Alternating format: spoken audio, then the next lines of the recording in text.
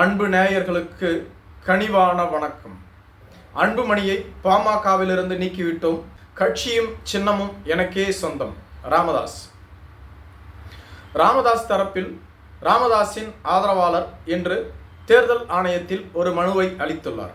அந்த மனுவில் அன்புமணி அவர்களை கட்சியிலிருந்து நீக்கிவிட்டோம், அவரது செயல்பாடுகள் சமீப காலமாக சரியில்லை, எனவேதான் அவரை கட்சியிலிருந்து நீக்கிவிட்டோம். மேலும் 2022ஆம் ஆண்டு பாட்டாளி மக்கள் கட்சியின் பொதுக்குழுவின் மூலமாக அவர் தலைவராக்கப்பட்டார். பாட்டாளி மக்கள் கட்சியின் விதிப்படி ஒருவர் 3 ஆண்டுகள் மட்டுமே தலைவராக இருக்க முடியும். மீண்டும் அவர் தலைவராக வேண்டும் என்றால் பொதுக்குழுவின் மூலம் மீண்டும் அங்கீகரிக்கப்பட வேண்டும். தற்பொழுது அவரது தலைவர் பதவி முடிந்துவிட்டது. அவரது செயல்பாடுகள் சரியில்லை என்பதனால் மீண்டும் அவரை நாங்கள் தலைவராக்கவில்லை. தற்பொழுது தலைவராக ராமதாஸ் ஆகிய நானே இருக்கிறேன். எனவே பாமக என்ற கட்சியும் மாம்பழம் சின்னமும் எங்களுக்கே உரியது, இதற்கு வேறு யாரும் உரிமை கோர முடியாது என ஒரு மனு அளிக்கப்பட்டுள்ளதாகவும், இந்த மனுவில் பாட்டாளி மக்கள் கட்சியின் 1413 செயற்குழு உறுப்பினர்களின் கையொப்பம், 21 நிர்வாக குழு உறுப்பினர்களின் கையொப்பம் இடம்பெற்றுள்ளதாகவும் கூறப்படுகிறது. ஆனால் இது குறித்து இதுவரையிலும் பாட்டாளி மக்கள் கட்சியின் தரப்பிலிருந்து முறையான அறிவிப்பு வெளியிடப்படவில்லை. நேற்று பாட்டாளி மக்கள் கட்சியின் செயற்குழு கூட்டம் தைலாபுரம் தோட்டத்தில் ராமதாஸ் தலைமையில் நடைபெற்றது. இந்த கூட்டத்தை வழக்கம்போல் அன்புமணி ராமதாஸ் புறக்கணித்துவிட்டு அவர் பனையூரில் அவரது தலைமையில் ஒரு செயற்குழு கூட்டத்தை கூட்டியிருந்தார். ராமதாஸ் தலைமையில் கூடிய செயற்குழு கூட்டத்தில் அவரது மகளான காந்திமதிக்கு முன்னுரிமை அளிக்கப்பட்டதாக கூறப்படுகிறது. மகன் இல்லாத இடத்தில் மகளை கொண்டு வந்து ராமதாஸ் இறக்கியதாகவும் சிலர் கூறி வருகிறார்கள். மேலும் இந்த பொதுக்குழுவில் பல்வேறு தீர்மானங்கள் நிறைவேற்றப்பட்டது. அதில் ஆகஸ்ட் மாதம் 10ஆம் தேதி பாட்டாளி மக்கள் கட்சியின் சார்பில் பூம்புகாரில் நடைபெறவுள்ள மகளிர் மாநாட்டை வெற்றி பெற செய்ய வேண்டும்.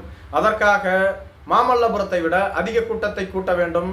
மேலும் அன்புமணி ராமதாஸ் அவர்கள் பொதுவெளியில் பாட்டாளி மக்கள் கட்சியின் கொள்கைக்கு முரணாக தொடர்ந்து பேசி வருகிறார்.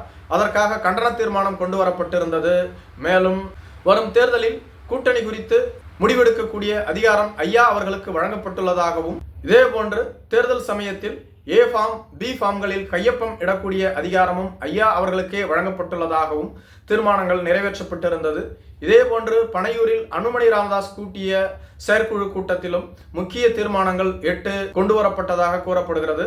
அதில் பாட்டாளி மக்கள் கட்சியின் பொருளாளர், பொதுச் செயலாளர், மாவட்ட செயலாளர்கள் என அனைவரும் ஒருங்கிணைந்து வரும் தேர்தலில் கூட்டணி அமைக்கக்கூடிய அதிகாரத்தை அன்புமணி ராமதாஸுக்கு வழங்குவதாகவும், மேலும் பாட்டாளி மக்கள் கட்சியின் தலைவர் அன்புமணி ராமதாஸ் தான், இவர்தான் பொதுக்குழுவின் மூலம் தேர்ந்தெடுக்கப்பட்டவர், கட்சியும் சின்னமும் இவருக்கே சொந்தம் என்ற தீர்மானம் நிறைவேற்றப்பட்டிருந்தது.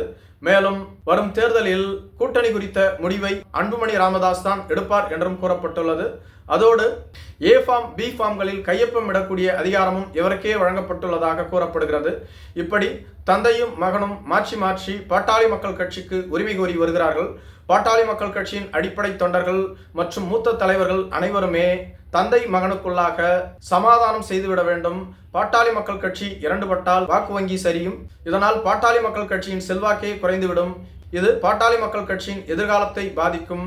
இது போன்ற ஒரு நிலை எழுந்துவிடக் கூடாது என்றுதான் நாங்கள் முன்பிலிருந்து எச்சரித்து வருகிறோம்.